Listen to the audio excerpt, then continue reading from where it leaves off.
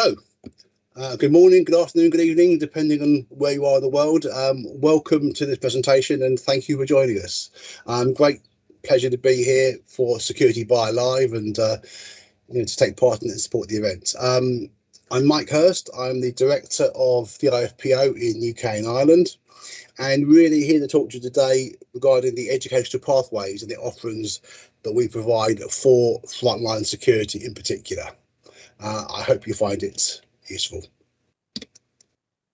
This is particularly relevant to the UK. If you work in the UK, you'll almost certainly need a license to be a security operative. There's various different licenses available depending on exactly what you're doing, and there are plenty of companies offering training on there to enable you to get your license. This is not what we're about. We don't do this.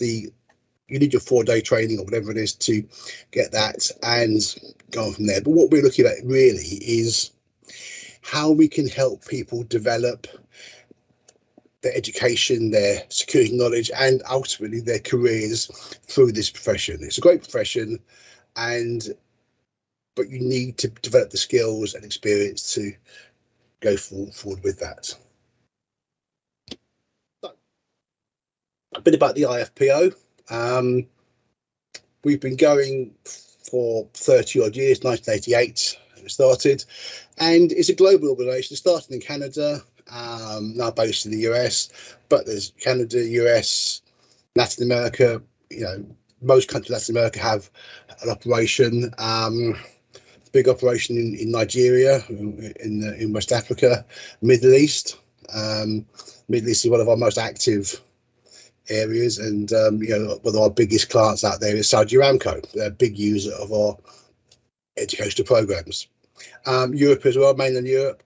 There wasn't much presence in the UK until a couple of years ago. I've been a member for a while, and I'd always said I would try and do something, but over lockdown, situation kept changed, and I had time to do it, so we're here today. I think we've got members in 68 countries last time I checked, and there's people in 56 countries studying for educational programs, so that's quite a reach. In total, something like 120,000 people have studied for our programs over the years, and in the UK particularly, what we're focusing on is education for security officers, developing those career pathways, and more recently supporting the mental health and well-being of the front line, and we can perhaps touch on that one towards the end. At the heart of what we do is our certifications.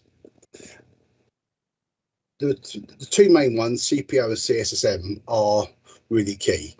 The CPOI, which is really awarded in recognition of contribution to the sector, to learning, education, training, this sort of thing. And these are certifications, so they do require recertifying every 2 years through CPD.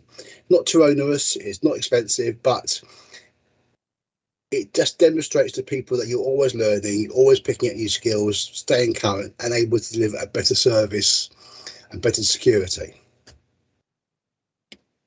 The CPO is a Certified Protection Officer, and for protection reads security. Now, we recommend this is for career-minded security professionals, security officers rather, who are professional, and supervisors. The links to the book there, which we can always share with you afterwards as well. The book is now, I think, in its 8th edition, which just demonstrates how long it's been around and how well received it's been. You don't produce 8 editions of a book if no one's buying it, if no one's using it. I'm not going to run through all the topics that are involved, but you see them on the screen here. And what you see from this is these topics, these subjects, some of them are very relevant to being a security officer, but more of them are really about being a security professional. So crisis intervention, security awareness, interviewing, legal aspects, occupational health. These things are things that a security professional will benefit from knowing. But this is not an inconsiderable amount of work to do this. We reckon between 60 to 80 hours of study is what you will need. And there's an exam at the end of it, and the pass mark is quite high. The pass mark is 70%. So when you achieve CPO, you know you've achieved something, and it's really of value. You can study this online, you can self-study, and we are looking to develop some, well, we are developing some programs in the UK whereby there'll be some classroom training as well. So we want to promote this to individuals, to contract security companies, and also to the end users. So many people in this industry are really good people, good skills, and it's really hard. But and to do it well, you need to be good. But also, we feel you need to have some security knowledge as well. You wouldn't take security advice, you wouldn't take legal advice from someone that wasn't qualified, or medical advice from someone who wasn't qualified. So why take security advice from someone who's not qualified? That's really where we are anyway. So that's CPO. Then, as you can see, certified in security supervision and management. So this is for, again, senior supervisors and managers. Again, I think we're the second or third edition of this particular book. This is a newer certification. It morphed out of a previous one that's now gone. But again, as a 60, 80 hours of study is what's required. And again, you can do it online, you can self-study, and we will be delivering this training in-house to people over the next few months. You will see. Looking at the topics, again, these are good security topics, and they're aimed at the people who are managing, the role of the supervisor, training development, again, the legal aspect, investigations, personnel selection, all these things that a manager, a supervisor needs to have some familiarity with. Now, and both with the CPO and with the CSM, you do get to use the post-nominal. So you will be so-and-so, CPO, CSM. So people can see what you achieved. You can demonstrate your commitment, your achievements to people. That's part of the reason we have the certification. So if you're going to use those post-nominals, you've got to keep them updated and relevant. So that's what it's about. The CPOI I've not covered in this particular section really, other than to reference it. But for those people who are experienced, well qualified, have that training background, training qualifications, we can talk about those things. We are trying to encourage people to take on that as well, so they can help deliver the training to others. That's really where we are on this. So those are the two certifications we're talking about. Now, appreciate that certifications is a big commitment, a lot of time, a lot of effort, and not everyone can commit that amount of time to this. So what we've developed, this is developed in the UK, they've been developed by security people for UK security people, so very relevant to our marketplace. That said, some of them are fairly generic. So if you were looking to do this in the US or elsewhere in Europe or anywhere else, a lot of these modules are very relevant to you as well. But these are developed by practitioners in the UK. We've got the four main ones at the moment. We've got level 1, level 2, level 2 in mental health, and the level 3, which is more management focused. Now, some of these are delivered purely via e-learning. Some of them are a mixture of e-learning and classroom, and the level 3 is purely classroom. Part of that is because these programs are all certified, they're all accredited by Highfield. So Highfield are one of the big accreditation bodies in the sector, and all these programs are accredited by them. So when you earn a certificate or the qualification from doing these programs, your employer, the client will know that they are of value because they are accredited, and that's part of the thing anyway. As I said, these are what's involved in the modules I mentioned there. Again, not going to read them out, all of them anyway, but you'll see there are some very relevant ones here. Diversity and equality, very topical at the moment. Mental health is included in these things. Now, for those people who want to do something but perhaps want to boost one particular skill, learn one thing at a time, or work on these things over a longer period of time, Most of these modules are available as individual programs. This would asterisk there to indicate which ones those are. So, you know, we have one client we have, one of the bigger kind of companies. They put in a lot of their people through the formal writing program. They've got some very blue chip upmarket sites, and they need people to be able to deliver to the clients reports, surveys, etc. And this has been a big help for them for this. I mentioned diversity and equality. It's so important these days. One, because of it's the right thing to do, but also because it helps you interact. Security officers are very often the front line, well, the front line there, but the first person to contact, customer service, how you react to people, how you treat people, all these things are really key. So those are the modules, mental health one and the management one. But what I would say is these are the accredited programs. We appreciate that certain people have certain requirements, certain clients have certain requirements, so we can vary these a bit. In fact, we probably do as many bespoke programs as we do standard ones. So sometimes the client will say, well, I want this, or can you build in some counter-terrorism? I need some more conflict management. So there's lots of other modules we can bring in. The trainers are all experienced trainers, but experienced security professionals, very often ex-senior police officers. But so there are our main trainers are from that sort of background. So we can mix and match and tailor something to meet your particular needs. So I've touched on the mental health training because we've got the qualifications here, and this has been particularly important to us because it's become more relevant and more noticeable over the last few years, and particularly over COVID as well. The strain that officers are under, the threats to their mental health and their well-being has increased. So we need to support people in how they deal with their own mental health, but also how they recognise potential issues in others.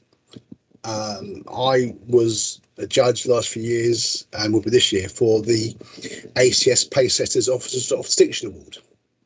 And when I read that, you look at the number of people who've had to deal with serious mental health issues, dragging people from car park roofs, off railway tracks, this sort of thing. It's really important, and it's getting worse.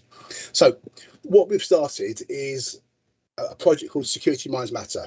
Now, initially it was just a few of us at IFPO put it together, but what we've decided, we brought in people from across the sector, academics, practitioners, end users, contract companies. There's a couple of people there who were sort of clinically trained in security, in mental health, and we've managed to secure the backing of the SIA. And SIA have been great in supporting this, and really we are looking to make some significant changes to how it is dealt with in the sector. A couple of changes there. We're looking to change the British Standard 10800, which is the overarching standard for security, and just looking to have something reference in it to mental health. Similarly, with the ACS assessment scheme, there's mention about health and safety.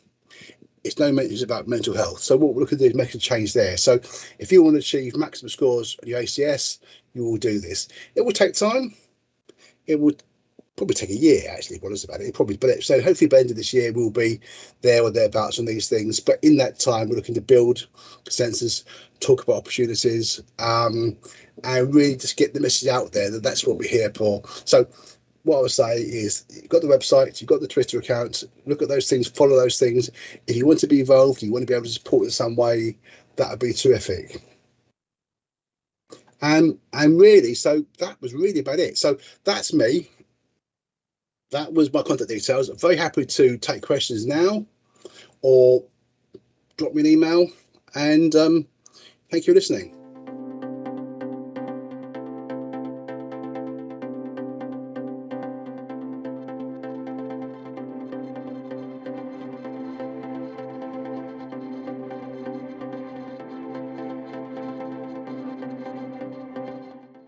Hi, Mike. It's great to see you again.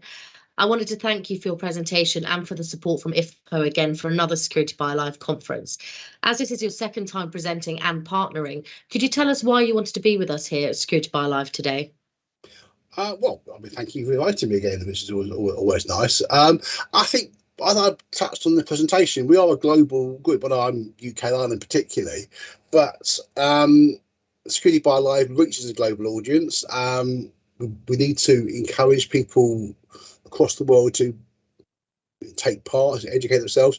I know we've recently just signed a MOU with CAPSI, which is the largest group in India. And it's a big country, but India has 9 million security officers. So it's a big country. So it's a global audience. We want to get our message across globally. I'm part of the global advisory board, so we are looking to develop the organisation across the globe. So this is an ideal opportunity to be part of that and to spread the message. Well, it's great to have your support, and obviously we're always privileged to support IFPO as well in all the endeavours that you're doing. So just to have a couple of questions about your presentation, if that's okay. Lovely. So you focus on the development and mental health of security and frontline officers, but could you just clarify for us what you mean by frontline officers and who this may encompass? Yeah, I suppose the frontline are very often, the uniformed men and women that you see when you walk into a building or a shopping centre or wherever it is, because they are the first line of defence in many cases with security. They're the ones you walk into someone's corporate headquarters. Chances the first person that says hello to you will be a security officer. So they need to have those people skills, the awareness skills, what to look out for, hostile reconnaissance. So these are people there. So if we can help with these things, I went to an office recently. I was a bit early. I was outside on the phone, and one of the officers came out to me and challenged me. Big smile. Hi, we saw you. Yeah, can we help at all? I said, well, thanks very much. No, I'm just waiting for so-and-so. Then I'm going in to see so-and-so, the head of security. And that's fine. And when I got in there, I said, just let you know, your officers challenged me on this. Polite, friendly, that powerful. So we were doing your job perfectly. That's what there's some bloke in a pair of jeans and a t-shirt outside his office. What are you doing?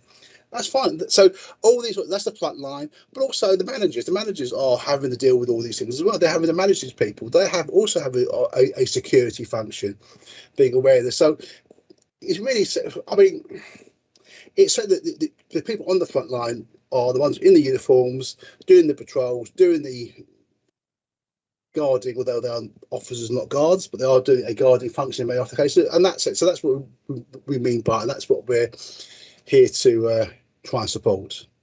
Great, thank you. And you also spoke at length about certification and CPD. So what advice would you give, anybody, not just IFPO members, but to better the quality of their CPD? And where do you think some of the best places, in your opinion, that they could go to develop themselves? Well, it's a tricky one, because there is some very good CPD, very good learning out there. Very often, there's some great conferences out there. Some of them are very expensive or are expensive, so you have to sort of weigh out what you want to do. But these sorts of things, you're sort of, I'm not saying because with you, but these online events, the free webinars, the free learning programs are a really good opportunity. But what I would say is make sure you document it, write it all down. If there are particular areas you think you want to demonstrate CPD for, whether it is a skill thing, a knowledge thing, a counter-terrorism training, you have to put a bit in the book or put a spreadsheet, write down what you did, when you did it, how many hours you did it for, what was the subject. Right, keep a note of it, and that way it's part of that constant learning process. Now, I've been to going to security events for far too long, really. But there's very rarely have I not got something from it.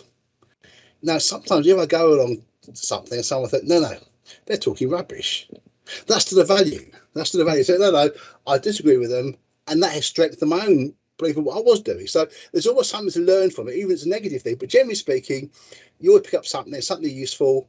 I went to a thing on Wednesday for International Women's Day, and you had 7 or 8 speakers, and they were all really good. The reason I'm surprised is because when you get 7 or 8 speakers, there's normally a couple of daft ones because just the way it goes. But they were excellent. They were all really good. They all added something. They all had a different perspective, a different viewpoint.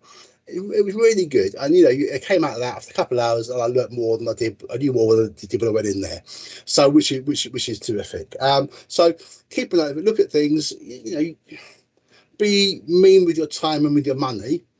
Some stuff is worth paying for, absolutely. I mean, some of these courses you can do it, and you worth every penny. Sometimes you're just going to be a little bit careful, but try and be focused, but others keep a record of it.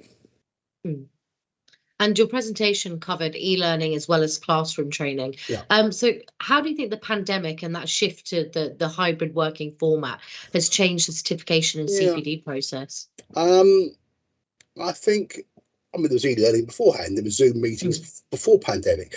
But I think there has been a realisation that you can do things differently. You don't have to be... I have a lot of meetings now where, previously it'd been, you'd arranged it 3 weeks earlier. Everyone travels an hour and a half into London to do it. You sit there for an hour and you go home again. So that's a day gone. Now it's often, can you hop on a call on Thursday for an hour? Yeah, I can do that. But same with the learning part of it. You don't have to be in the classroom. You can start self-study. I think there's great acceptance of that. But even say our certifications, the CPO and CSM, they need to be proctored. Same with the ACES certifications. They need to be proctored. Someone needs to be there, supervise you, make sure you're not cheating. When I did my CPP, I walked into the test centres, probably all different tests for different examinations, and they got a wand out and they checked me and they checked my glasses and I went to the loo halfway through. It was a 4-hour exam and they did it again. So that was really strict to make sure it was doing. But being back at school. It was really, and so but now you can do that online. You have to. The technology is involved in doing it.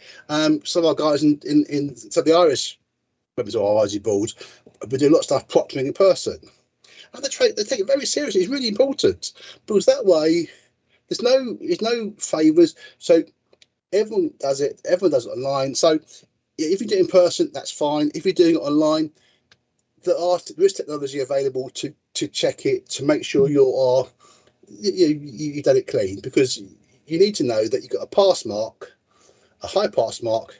It's been originally enforced and it adds the value of it. So that is, before lockdown, that wasn't happening.